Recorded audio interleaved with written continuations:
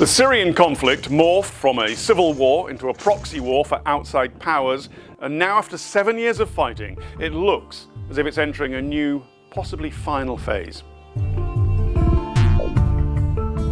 3 years ago, the Russian military entered Syria to ensure President Assad couldn't lose. This has led on to him being close to being able to claim a victory of sorts. A guide to the future was seen at the latest peace talks in Sochi. Russia, Iran and Turkey were represented. After all, they're busy carving up Syria.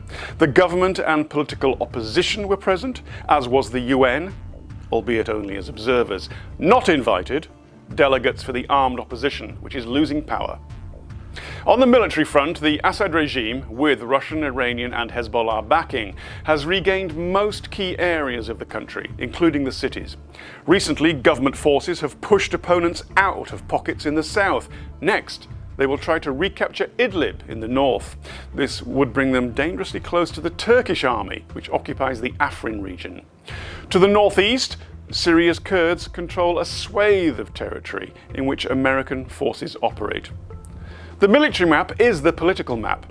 The Kurds have even been for a meeting in Damascus, talking about charting a roadmap to a democratic and decentralized Syria. But President Assad talks about retaking every inch of Syria. A compromise would be a semi-autonomous region. This would avoid fighting for the territory, but these are early days in the endgame. Despite that, Russia, in an attempt to prove that normal life is returning, is pushing plans to force hundreds of thousands of refugees to return home, saying they have nothing to fear from Assad's government. Most refugees resist the idea, concerned about revenge and the men having to serve in the army. The UN is not involved in the plans and warns against forced returns.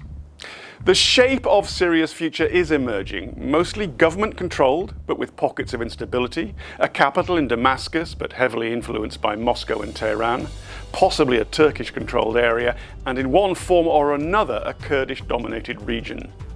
If so, a country called Syria would have survived, but could it really call itself a sovereign nation-state?